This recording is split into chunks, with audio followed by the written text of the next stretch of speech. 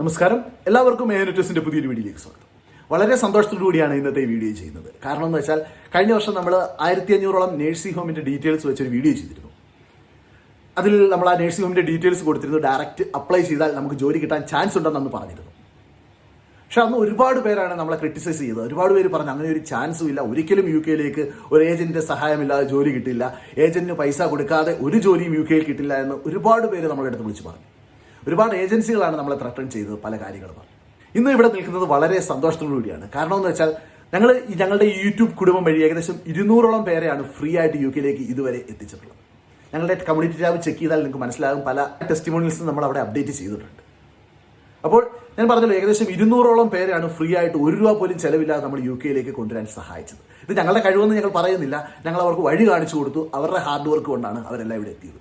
പിന്നെ ദൈവാനുഗ്രഹം കൊണ്ടു. അതുകൂടാതെ 1000-ൽ പരം ആൾക്കാരെയാണ് നമ്മൾ അല്ലാതെ സഹായിച്ചത്. ഏജന്റ് വഴി UK യിലേക്ക് വരുന്നവർക്ക് വേണ്ടി അവരുടെ COS ചെക്ക് ചെയ്തും ഓഫർ ലെറ്ററുകൾ, അല്ലെങ്കിൽ അവർക്ക് അക്കോമഡേഷനോ, അല്ലെങ്കിൽ അവരുടെ നേഴ്സിംഗ് ഹോമിനെ കുറിച്ചുള്ള ഡീറ്റെയിൽസ്, ഇങ്ങനെയുള്ള കാര്യങ്ങൾ നമ്മൾ 1000ഓളം പേരെ നമ്മൾ സഹായിച്ചിട്ടുണ്ട്. അവരുടെ ഇംഗ്ലീഷ് ലാംഗ്വേജിന്റെ ടെസ്റ്റും അങ്ങനെയുള്ള കാര്യങ്ങൾക്ക് വേണ്ടി. കൂടാതെ നമ്മൾ ഏകദേശം 600ഓളം പേർക്കാണ് Naric ചെയ്തു കൊടുത്തിരിക്കുന്നത്. ഇതെല്ലാം ടോട്ടലി ഫ്രീ ആയിട്ടാണ് ചെയ്തിരിക്കുന്നത്. അതുകൂടാതെ തന്നെ നമ്മൾ UK യിലെ ഒരു നേഴ്സിംഗ് ഏജൻസി കഴിഞ്ഞ വർഷം അവർ നാട്ടിൽ നിന്ന് 10 ലക്ഷം രൂപയോളം മേടിച്ച് പലരെയും കൊണ്ടുവരാൻ ശ്രമിച്ചപ്പോൾ നമ്മൾ അന്ന് വളരെ ക്ലിയർ ആയിട്ട് ഞങ്ങൾ പറഞ്ഞിരുന്നു, ഒരു കാരണവശാലും നേഴ്സിംഗ് ഏജൻസികളിലേക്ക് നിങ്ങൾ വരരുത് പൈസ കൊടുത്ത്. കാരണം അതിൻ്റെ എല്ലാം ലൈസൻസ് പോകാനുള്ള ചാൻസ് ഉണ്ടെന്ന് ഞാൻ വളരെ വ്യക്തമായിട്ട് പലപ്പോഴും പറഞ്ഞിരുന്നു. പക്ഷേ പലരും അത് കേൾക്കാതെ, കാരണം നമുക്കറിയാം നാട്ടിൽ നിന്ന് വരാനുള്ള ഒരു വെപ്രാളം കൊണ്ടാണ് കേൾക്കാതെ പൈസ കൊടുത്ത് UK യിലെത്തി. പക്ഷേ ഇപ്പോൾ വളരെ നിർഭാഗ്യകരമെന്ന് പറയട്ടെ, അവരുടെ ലൈസൻസ് നഷ്ടപ്പെട്ടിരിക്കുകയാണ്. ആ ലൈസൻസ് നഷ്ടപ്പെട്ടത് കൊണ്ട് തന്നെ അവിടെ ജോലിക്കെത്തിയ, അല്ലെങ്കിൽ അവിടെ 200ഓളം വിസയിൽ എത്തിയ ആ കാൻഡിഡേറ്റ്സിനെല്ലാം ഇപ്പോൾ UKBയുടെ നിന്ന് ലെറ്റർ വരും. അവർക്ക് 3 മാസത്തിനുള്ളിൽ പുതിയ എംപ്ലോയറെ കണ്ടെത്തിയില്ലെങ്കിൽ അവർ തിരിച്ച് നാട്ടിലേക്ക് പോകേണ്ടി വരും. ഈ 3 മാസം കൊണ്ട് ഫ്രീ ആയിട്ടൊരു എംപ്ലോയറെ കണ്ടെത്തുന്നത് വളരെ ബുദ്ധിമുട്ടുള്ളൊരു കാര്യമാണ്. അപ്പോൾ വീണ്ടും നമ്മൾ ഈ ഏജൻസിക്ക് വീണ്ടും പൈസ കൊടുക്കേണ്ടി വരും. വളരെ ദുഃഖകരമായ അവസ്ഥയാണ്. പക്ഷേ ഇങ്ങനെയൊക്കെയാണ് UK യിൽ നടന്നുകൊണ്ടിരിക്കുന്നത്. ഈ ഏജന്റുമാർ നമ്മളെ കൊണ്ടുവന്ന് ഒരു ക്രെഡിബിലിറ്റി ഇല്ലാത്ത പല ഏജൻസികളും കൊണ്ട് തട്ടും. നേഴ്സിംഗ് ഏജൻസികൾ, അല്ലെങ്കിൽ നേഴ്സിംഗ് ഹോമുകളിൽ അവർക്ക് പൈസ ലഭിക്കാൻ വേണ്ടി മാത്രം. അത് കൂടാതെ തന്നെ മറ്റൊരു കാര്യമെന്ന് പറഞ്ഞാൽ, നിങ്ങൾ ഫ്രീ ആയിട്ടാണ് നിങ്ങൾക്ക് വിസ കിട്ടുന്നതെങ്കിൽ ഒന്നും നോക്കണ്ട, കയറി വരിക. നേഴ്സിംഗ് ഹോമായാലും ഏജൻസി ആയാലും എന്തായാലും ഒന്നും നോക്കണ്ട, കയറി വരിക. കാരണം നിങ്ങൾക്ക് ചിലവില്ലാതാണ് നിങ്ങൾ UK യിലേക്ക് വരുന്നത്. അതുകൊണ്ട് തന്നെ UK യിൽ എത്തി നമുക്ക് പെട്ടെന്ന് ഒരു എംപ്ലോയറെ കണ്ടെത്തണമെങ്കിൽ നമുക്ക് പൈസ കൊടുത്ത് മാറാൻ സാധിക്കുന്നതാണ്, അല്ലെങ്കിൽ നമുക്ക് ഫ്രീ ആയിട്ട് തന്നെ മാറാൻ സാധിക്കുന്നതാണ്. കാരണം നമ്മൾ അതിന് പൈസ ചിലവാക്കിയിട്ടില്ലാത്തതുകൊണ്ട് അതൊരു ബുദ്ധിമുട്ടായിട്ട് വരികയില്ല. അപ്പോൾ ഫ്രീ ആയിട്ട് കിട്ടുകയാണെങ്കിൽ ഒന്നും നോക്കാതെ കയറി വരിക. ഫ്രീ ആയിട്ടല്ല എന്നുണ്ടെങ്കിൽ, പൈസ കൊടുത്താണ് വരുന്നതെങ്കിൽ കഴിയുന്നതും റെപ്യൂട്ടഡ് ആയിട്ടുള്ള നേഴ്സിംഗ് ഹോമുകളിലേക്ക് മാത്രം വരാൻ ശ്രമിക്കുക. കഴിയുന്നതും ഈ ഹോം കെയറുകളിലേക്ക്, അതായത് വീടുകളിൽ പോയി നോക്കുന്ന രീതിയിലുള്ള ഹോം കെയറുകളിലേക്കുള്ള വിസ എടുത്ത് വരാതിരിക്കുക. അതുപോലെ തന്നെ ഏജൻസികളിലേക്ക് കൊണ്ടുവരുന്ന വിസ എടുത്ത് വരാതിരിക്കാൻ ശ്രമിക്കുക. കാരണം അതിനൊന്നും എത്ര കാലം അതിൻ്റെയൊക്കെ വിസ കാലാവധി, അല്ലെങ്കിൽ അതിൻ്റെ സ്പോൺസർഷിപ്പ് കാണുമെന്ന് നമുക്ക് ഒന്നും പറയാൻ സാധിക്കില്ല. അപ്പോൾ പിന്നെ നമ്മുടെ യൂട്യൂബിൽ അവസാന വീഡിയോയിൽ ഏറ്റവും കൂടുതൽ പേര് ചോദിച്ച ഒരു ക്വസ്റ്റ്യനാണ്, എങ്ങനെ നമുക്ക് UK യിലേക്ക് എത്താം. ഇപ്പോൾ നാട്ടിലെ ഏറ്റവും കൂടുതൽ പേര് വിദേശത്തേക്ക് വരുന്നത് ഇപ്പോൾ UK യിലേക്ക് തന്നെയാണ്. കാരണം UK യിലെ വിസ നിയമങ്ങളിൽ വന്ന മാറ്റങ്ങൾ, അതേപോലെ സീനിയർ കെയർ അസിസ്റ്റന്റ് അങ്ങനെ തുടങ്ങിയ തസ്തികളിലെ ഷോർട്ടേജ് ഒക്യുപ്പേഷൻ ലിസ്റ്റ് ഉൾപ്പെടുത്തിക്കൊണ്ട് തന്നെ ഒരുപാട് പേർക്ക് ഇപ്പോൾ UK യിലേക്ക് വരാൻ സാധിക്കുന്നതാണ്. അപ്പോൾ അതുമായിട്ട് ബന്ധപ്പെട്ട, അതായത് എങ്ങനെ UK യിലേക്ക് ഫ്രീ ആയിട്ട് വരാം, ഇതിനെക്കുറിച്ചുള്ള ഒരു വീഡിയോ ആണ് ഇന്ന് ഞാൻ നിങ്ങളുടെ മുമ്പിൽ അവതരിപ്പിക്കാൻ പോകുന്നത്. അപ്പോൾ നമുക്ക് വീഡിയോയിലേക്ക് പോകാം.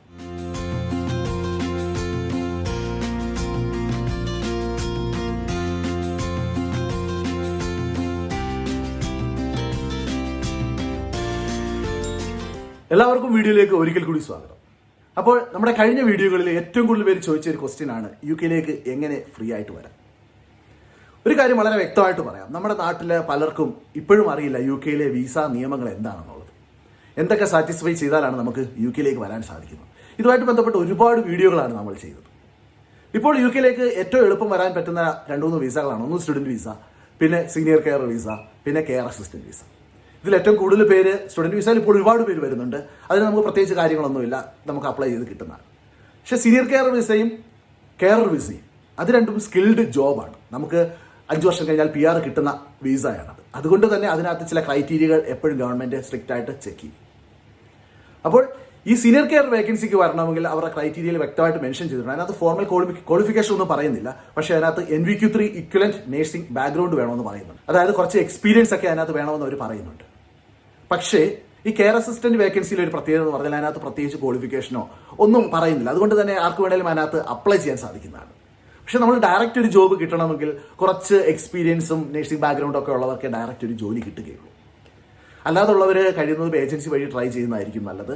പക്ഷേ നിങ്ങൾ ഉറപ്പുവരുത്തണം നിങ്ങൾ വരുത്താൻ ശ്രമിക്കുന്ന ഏജൻസി ജെന്യുവിൻ ആണെന്നും അവർ ഒരു കാരണവശാലും നമ്മുടെ അഡ്വാൻസ് പൈസ മേടിക്കുന്നില്ലെങ്കിൽ, അതായത് രജിസ്ട്രേഷൻ ഫീസ് എന്ന് പറഞ്ഞ പൈസ ഒന്നും മേടിക്കാത്ത ഏജൻസികളിലേക്ക് മാത്രം പോകാൻ ശ്രമിക്കുക. പിന്നെ നിങ്ങളെ വാട്സപ്പിൽ നിങ്ങൾക്ക് അങ്ങോട്ട് മെസ്സേജ് അയച്ച് ഞങ്ങൾക്ക് വിസ ഉണ്ടെന്ന് വരുന്ന ഒരു ഏജന്റിനെയും വിശ്വസിക്കരുത്. കാരണം ഇപ്പോൾ UK കൊണ്ടുവരാൻ റെപ്യൂട്ടഡ് ആയിട്ടുള്ള ഏജൻസികളുണ്ട്. അവരാരും നമുക്ക് മെസ്സേജ് അയക്കുകയില്ല.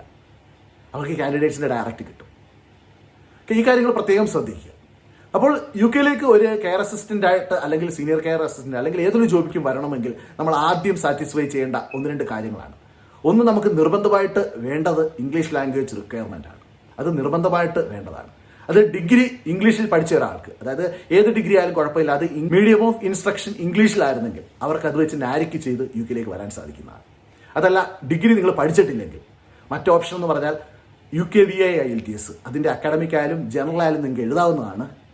പക്ഷേ നിങ്ങളൊരു നേഴ്സാണെങ്കിൽ കഴിയുന്നതും അക്കാഡമിക്ക് തന്നെ എഴുതുക. കാരണം നിങ്ങൾക്ക് അതിനകത്ത് നല്ല സ്കോർ ലഭിച്ചാൽ UK ഒരു നേഴ്സായിട്ട് നിങ്ങൾക്ക് വരാൻ സാധിക്കുന്നതാണ്. അല്ലെങ്കിൽ നമുക്ക് സീനിയർ കെയറായിട്ട് വരാൻ സാധിക്കും. UK-VA IELTS സ്കോർ ബാൻഡ് 4 ആണ് നമുക്ക് എല്ലാ മൊഡ്യൂളിലും വേണ്ടത്. ഇതൊരു ബേസിക് ക്രൈറ്റീരിയ ആണ്. പിന്നെ രണ്ടാമത് നമുക്ക് വേണ്ടത് നമുക്കൊരു സ്കിൽഡ് ജോബിനുള്ള ഓഫർ ലെറ്റർ ആയിരിക്കണം ലഭിക്കും. പിന്നെ സർട്ടിഫിക്കറ്റ് ഓഫ് സ്പോൺസർഷിപ്പ്, അതായത് സർട്ടിഫിക്കറ്റ് ഓഫ് സ്പോൺസർഷിപ്പ് ലഭിക്കും. നമ്മൾ ഏറ്റവും പ്രധാനമായിട്ട് സാറ്റിസ്ഫൈ ചെയ്യേണ്ട ഒരു കാര്യമാണ് ഇപ്പോൾ ഞാൻ പറഞ്ഞതുപോലെ ഇംഗ്ലീഷ് ലാംഗ്വേജ് റിക്വയർമെന്റ്. ഇനി നമ്മൾ പ്രിപ്പയർ ചെയ്യാൻ വേണ്ടി സ്റ്റാർട്ട് ചെയ്യുമ്പോൾ നമുക്ക് ഇംഗ്ലീഷ് ലാംഗ്വേജ് റിക്വയർമെന്റ് നിർബന്ധമല്ല നമ്മൾ നമ്മുടെ CV അയക്കുമ്പോൾ. പക്ഷേ നമ്മുടെ വിസയ്ക്ക് അപ്ലൈ ചെയ്യുമ്പോൾ ഇംഗ്ലീഷ് ലാംഗ്വേജ് റിക്വയർമെന്റ് നിർബന്ധമായിരിക്കും. ഇനി നമ്മൾ ആദ്യം ചെയ്യേണ്ടത് നമ്മൾ അപ്ലൈ ചെയ്യാൻ വേണ്ടി ഉദ്ദേശിക്കുന്ന പോസ്റ്റ് ഏതാണെന്ന് മനസ്സിലാക്കുക. സീനിയർ കെയർ അസിസ്റ്റന്റോ അല്ലെങ്കിൽ കെയർ അസിസ്റ്റന്റ്. നിങ്ങൾ നഴ്സിംഗ് ബാക്ക്ഗ്രൗണ്ട് ഉള്ളവരാണെങ്കിൽ സീനിയർ കെയർ അസിസ്റ്റന്റിന് പോകുക. നഴ്സിംഗ് ബാക്ക്ഗ്രൗണ്ട് ഇല്ലാത്തവരാണെങ്കിൽ കെയർ അസിസ്റ്റന്റിന് വേണ്ടി അപ്ലൈ ചെയ്യുക. ആദ്യമായിട്ട് നമ്മൾ ചെയ്യേണ്ടത് വളരെ മനോഹരമായ ഒരു CV ക്രിയേറ്റ് ചെയ്യുക എന്നുള്ളത്. CV ക്രിയേറ്റ് ചെയ്യുന്നതിനെ കുറിച്ചുള്ള ഒരു വീഡിയോ നമ്മൾ ചെയ്തിട്ടുണ്ട്. അതിന്റെ ലിങ്ക് ഞാൻ ഡിസ്ക്രിപ്ഷൻ ബോക്സിൽ കൊടുക്കാം. നിങ്ങൾക്ക് അത് അവിടെ പോയി കഴിഞ്ഞാൽ ഒരു ജനറൽ ഐഡിയ കിട്ടുന്നതായിരിക്കും. അതുപോലെ തന്നെ CV ക്രിയേറ്റ് ചെയ്യണമെന്നല്ല ഞാൻ പറയുന്നത്. നിങ്ങൾ നിങ്ങളുടേതായ രീതിയിൽ മാറ്റം വരുത്തി യുണീക്ക് ആയിട്ടുള്ള ഒരു CV ക്രിയേറ്റ് ചെയ്യാൻ ശ്രമിക്കുക. പ്രത്യേകം ശ്രദ്ധിക്കുക, ഈ CV ആണ് നിങ്ങളുടെ എംപ്ലോയറുമായിട്ട് നിങ്ങളെ അടുപ്പിക്കുന്നത്, നിങ്ങളുടെ ഒരു കണക്ഷൻ. അപ്പോൾ ആ CV യുണീക്ക് ആയിരിക്കണം. നിങ്ങളുടെ എല്ലാ കഴിവും അതിനകത്ത് ഉൾപ്പെടുത്തിയിട്ട് കഴിയുന്നതും ഏറ്റവും ഷോർട്ട് ഫോമിൽ ചെയ്യുക. അപ്പോൾ ആദ്യ സ്റ്റെപ്പ് അതാണ്, ഒരു CV ക്രിയേറ്റ് ചെയ്യുക എന്നുള്ളതാണ്. പിന്നെ രണ്ടാമതായിട്ട് നമ്മൾ ചെയ്യേണ്ടത് ജോലി സെർച്ച് ചെയ്യുക എന്നുള്ളതാണ്. അതിന് പല വെബ്സൈറ്റുകൾ യൂസ് ചെയ്യാം. അല്ലെങ്കിൽ നഴ്സിംഗ് ഹോമുകളുടെ അഡ്രസ്സ്, നമ്മൾ ഒരു 3-4 വീഡിയോസ് നഴ്സിംഗ് ഹോമുകളുടെ അഡ്രസ്സ് വെച്ച് 3-4 വീഡിയോസ് ചെയ്തിട്ടുണ്ട്. അങ്ങനെയുള്ള ഡീറ്റെയിൽസ് എല്ലാം ഞാൻ കൊടുക്കാം, അതെല്ലാം ഒന്ന് ചെക്ക് ചെയ്യാം. അപ്പോൾ നിങ്ങൾ ഈ CV അയക്കുമ്പോൾ നിങ്ങൾ പ്രത്യേകം ശ്രദ്ധിക്കേണ്ടത് നല്ലൊരു കവറിംഗ് ലെറ്റർ വേണം, CV വേണം. ഈ CVയിൽ നിങ്ങൾ ആ ഓരോ എംപ്ലോയറുടെയും അവരുടെ വേക്കൻസി അവർ പബ്ലിഷ് ചെയ്യുമ്പോൾ കഴിയുന്ന അന്നേ ദിവസം തന്നെ അപ്ലൈ ചെയ്യാൻ ശ്രമിക്കുക. എല്ലാ ദിവസവും ഈ വലിയ വലിയ എംപ്ലോയേഴ്സിന്റെ വെബ്സൈറ്റിൽ ഒന്ന് സന്ദർശിക്കുക. ഇപ്പോൾ ബൂപ്പ ആണെങ്കിൽ എല്ലാ ദിവസവും ഒന്ന് സന്ദർശിച്ച് നോക്കുക. നമ്മുടെ ഗ്രൂപ്പിൽ നിന്ന് ഏറ്റവും കൂടുതൽ ആൾക്കാർക്ക് വിസ കിട്ടിയത് ബൂപ്പ വഴിയാണ്. അപ്പോൾ ബൂപ്പയിൽ അവർ സ്ഥിരം എടുക്കുന്നുണ്ട്. ഇപ്പോൾ അവർ കെയർ അസിസ്റ്റന്റിനെ എടുത്ത് തുടങ്ങിയെന്നാണ് അറിഞ്ഞത്. അതോടൊപ്പം തന്നെ ഒരു പുതിയ ന്യൂസ് കിട്ടിയത് ഇപ്പോൾ ലാസ്റ്റ് 2 വീക്സ് ആയിട്ട് 4 സീസൺസ് വിസ കൊടുക്കാൻ വേണ്ടി സ്റ്റാർട്ട് ചെയ്തിട്ടുണ്ടെന്നാണ്. വിസ കൊടുത്ത് സ്റ്റാർട്ട് ചെയ്തിട്ടില്ല, അവർ ആപ്ലിക്കേഷൻ സ്വീകരിച്ച് തുടങ്ങിയെന്നാണ് പറയുന്നത്. 4 സീസൺ എന്ന് വെച്ചാൽ UK ഒരു വൺ ഓഫ് ദ ബിഗസ്റ്റ് ഗ്രൂപ്പാണ്. ഒരുപാട് നഴ്സിംഗ് ഹോം ഉള്ളതാണ്. അപ്പോൾ നിങ്ങൾ 4 സീസണിലേക്കുള്ള ആപ്ലിക്കേഷൻസ് അയക്കാൻ വേണ്ടി തയ്യാറെടുത്തുകൊള്ളുക. എപ്പോൾ അതിൻ്റെ ഇമെയിൽ അഡ്രസ്സും ഡീറ്റെയിൽസും കിട്ടുകയാണെങ്കിൽ ഞാനത് ഗ്രൂപ്പിൽ ഇടുന്നതായിരിക്കും. അതോടൊപ്പം തന്നെ നമുക്ക് അവരുടെ വെബ്സൈറ്റിൽ പോയും അപ്ലൈ ചെയ്യാൻ സാധിക്കുന്നതാണ്. അപ്പോൾ 4 സീസണും മറക്കരുത് അപ്ലൈ ചെയ്യാൻ വേണ്ടി. അപ്പോൾ അവരുടെ വേക്കൻസി പബ്ലിഷ് ചെയ്യുമ്പോൾ അതിലുള്ള ചില കീവേഡ്സ് നമ്മുടെ CVയിൽ ഉൾപ്പെടുത്താൻ ശ്രമിക്കുക. അത് നമ്മുടെ CVയെ കൂടുതൽ ശ്രദ്ധിക്കപ്പെടാനുള്ള അവസരമാണ്. അപ്പോൾ ആദ്യം നമ്മൾ ശ്രദ്ധിക്കുന്നത് CV ക്രിയേറ്റ് ചെയ്യുക. രണ്ടാമത് ഈ CV നമ്മൾ കറക്റ്റായിട്ടുള്ള എംപ്ലോയേഴ്സിന് ഫോർവേഡ് ചെയ്യുക. പിന്നെ നമ്മൾ UK ഗവൺമെന്റ് വെബ്സൈറ്റ് പരിശോധിച്ചാൽ അതിനകത്ത് റേറ്റഡ് സ്പോൺസർഷിപ്പ് ഉള്ള കമ്പനികളുടെ ലിസ്റ്റ് കാണും. ആ ലിസ്റ്റിലുള്ള എല്ലാ നഴ്സിംഗ് ഹോമുകളിലേക്കും നിങ്ങളുടെ CV അയക്കാൻ ശ്രമിക്കുക. അവരുടെ വേക്കൻസി പബ്ലിഷ് ചെയ്യുമ്പോൾ CV അയക്കാൻ ശ്രമിക്കുക. നമുക്ക് ഒരുപാട് മറുപടി കിട്ടും, നമുക്ക് സ്പോൺസർഷിപ്പ് ഇല്ല, അവരിപ്പോൾ എടുക്കുന്നില്ല. അതൊന്നും കൊണ്ട് നിരാശരാകരുത്. നമ്മൾ കണ്ടിന്യൂസ് ശ്രമിക്കണം. നമ്മുടെ ഹാർഡ് വർക്കാണ് നമുക്ക് റിസൾട്ട് തരുന്നത്. കാരണം എനിക്കറിയാം 2 വീക്സ് കൊണ്ട് ഓഫർ ലെറ്റർ കിട്ടിയ ഒരു കുട്ടിയെ എനിക്കറിയാം. CV അയച്ചു 2nd വീക്കിൽ ഓഫർ ലെറ്റർ കിട്ടിയത്. അതുപോലെ തന്നെ 1 വർഷം കഴിഞ്ഞ് ഓഫർ ലെറ്റർ കിട്ടിയവരെയും അറിയാം. അതായത് നമ്മൾ കണ്ടിന്യൂസ് ശ്രമിച്ചുകൊണ്ടിരിക്കണം. നമ്മൾ ഒരു 50 എണ്ണം അയച്ചാൽ 100 എണ്ണം അയച്ചിട്ട് നമ്മൾ പിന്മാറരുത്. നമ്മൾ കണ്ടിന്യൂസ് ശ്രമിച്ചുകൊണ്ടിരിക്കണം. ശ്രമിച്ചുകൊണ്ടിരുന്നാൽ ഉറപ്പായിട്ട് കിട്ടിയിരിക്കും. അതല്ല, നിങ്ങളുടെ CV ശ്രദ്ധിക്കപ്പെടുന്നില്ലെങ്കിൽ നിങ്ങൾ ആ CVയിൽ വേണ്ട മാറ്റം വരുത്താൻ ശ്രമിക്കുക. അപ്പോൾ ഇത്രയും കാര്യങ്ങളാണ് ആദ്യം ശ്രദ്ധിക്കേണ്ടത്. റേറ്റഡ് സ്പോൺസർഷിപ്പ് ഉള്ള കമ്പനികൾ ശ്രദ്ധിക്കുക. അവിടെ എല്ലാം നമ്മുടെ CV അയക്കാൻ ശ്രമിക്കുക. ഇനി അടുത്തത്, നമുക്ക് നമ്മുടെ CV അവർ സ്വീകരിച്ചു കഴിഞ്ഞാൽ നമുക്ക് അവർ ഇമെയിൽ അയക്കുകയോ അല്ലെങ്കിൽ ഫോൺ ചെയ്യുകയോ ചെയ്യും.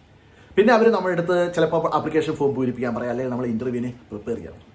അപ്പോൾ വളരെ കെയർഫുൾ ആയിരിക്കണം. ഇന്റർവ്യൂവിന് നമ്മൾ നമ്മുടെ ബെസ്റ്റ് നമ്മുടെ ബെസ്റ്റ് പെർഫോമൻസ് തന്നെ നടത്തണം. കാരണം അത്ര ടൈറ്റ് കോമ്പറ്റീഷനാണ്, അത്ര ഈസി അല്ല കിട്ടാൻ വേണ്ടി. മിക്ക ഇൻ്റർവ്യൂസും നമ്മുടെ കാൻഡിഡേറ്റ്സ് പങ്കെടുത്തുള്ള മിക്ക ഇൻ്റർവ്യൂസും വളരെ ഫ്രണ്ട്ലിയാണ്. അവർ നമ്മളെ ഒരിക്കലും നമ്മുടെ നാട്ടിലെ പോലെ ഒരുപാട് ക്വസ്റ്റ്യൻസ് ചോദിച്ച് മെനക്കെടുത്തില്ല. പക്ഷേ നമ്മൾ പ്രിപ്പയർഡ് ആയിരിക്കണം. നമ്മൾ അതിനുവേണ്ടി ഒരു വീഡിയോ ചെയ്തിട്ടുണ്ട്, ഞാനും സജീവ് കൂടി ഒരു വീഡിയോ ചെയ്തിട്ടുണ്ട് നേരത്തെ, ഇൻ്റർവ്യൂവിന് എങ്ങനെ പ്രിപ്പയർ ചെയ്യാം. എന്നാൽ ആ വീഡിയോ ഒന്ന് റെഫർ ചെയ്യുക. പിന്നെ നിങ്ങൾക്ക് കഴിയുന്നത്ര ഡീറ്റെയിൽസ് കളക്ട് ചെയ്ത് വെക്കുക. അവർ ക്വസ്റ്റ്യൻ ചോദിച്ചാൽ അതിന് നല്ലൊരു ആൻസർ കൊടുക്കാൻ വേണ്ടി തയ്യാറായിരിക്കും. അതുപോലെ തന്നെ നമുക്കിപ്പോൾ ആൻസർ അറിയില്ലെങ്കിൽ വളരെ വ്യക്തമായിട്ട് അവരോട് ചിരിച്ചുകൊണ്ട് പറയുക, സോറി ഐ ഡോണ്ട് നോ എന്ന് പറഞ്ഞാൽ മതി. അതിനകത്ത് വലിയ പ്രശ്നങ്ങളൊന്നുമില്ല. ഇത്രയും കാര്യങ്ങളാണ് ഇൻ്റർവ്യൂ കഴിഞ്ഞ്. ഈ ഇൻ്റർവ്യൂ കഴിഞ്ഞാൽ നമുക്ക് അവർ ഓഫർ ലെറ്റർ തരും.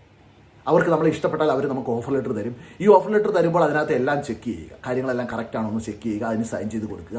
അത് സൈൻ ചെയ്ത് കൊടുത്തു കഴിഞ്ഞാൽ പിന്നെ അവർ COSന് അപ്ലൈ ചെയ്യും. COS ചിലപ്പോൾ 2 വീക്സ് കൊണ്ട് കിട്ടുന്നതുകൊണ്ട് അപ് ടു 8 വീക്സ് എടുക്കുന്നുണ്ട്. ആ COS കിട്ടുമ്പോൾ ആ COSും ചെക്ക് ചെയ്യുക, എല്ലാം കറക്റ്റ് ആണോ എന്നുള്ളത് ചെക്ക് ചെയ്യുക. അതിനകത്ത് എന്തെങ്കിലും ഡൗട്ട് ഉണ്ടെങ്കിൽ നമ്മുടെ ഗ്രൂപ്പിൽ മെസ്സേജ് അയച്ചാൽ അവർ ചെക്ക് ചെയ്ത് തരുന്നതാണ്. നമ്മുടെ ഷായ് ചേട്ടനും ഒക്കെ ഉണ്ട്, അവരെല്ലാം അത് ചെക്ക് ചെയ്ത് തരുന്നതായിരിക്കും. അത് കഴിഞ്ഞാൽ നമുക്ക് വിസയ്ക്ക് അപ്ലൈ ചെയ്യാം. ഈ വിസയ്ക്ക് അപ്ലൈ ചെയ്യുമ്പോൾ നമുക്ക് പ്രധാനമായിട്ട് വേണ്ട ചില കാര്യങ്ങളാണ്. PCC വേണം. അതായത് ഇപ്പോൾ 18 വയസ്സിന് മുകളിലുള്ളവരാണെങ്കിൽ അവർക്കെല്ലാം അവർ 18 വയസ്സ് കഴിഞ്ഞ് 12 മാസത്തിൽ കൂടുതൽ ഏതെങ്കിലും രാജ്യത്ത് നിന്നിട്ടുണ്ടെങ്കിൽ അവിടുത്തെ PCC നിർബന്ധമായിട്ട് വേണം. അതായത് ഇപ്പോൾ 28 വയസ്സുള്ള ഒരാളാണെങ്കിൽ കഴിഞ്ഞ 10 വർഷത്തെ ലാസ്റ്റ് 10 വർഷത്തെ PCC അയാൾ 12 മാസത്തിൽ കൂടുതൽ നിന്നുള്ള എല്ലാ രാജ്യങ്ങളിലും വേണം. ഇനി 28 വയസ്സിന് മുകളിലോട്ടുള്ള 38 വയസ്സുള്ള ഒരാളാണെങ്കിൽ അവർക്ക് 10 വർഷത്തെ മതി.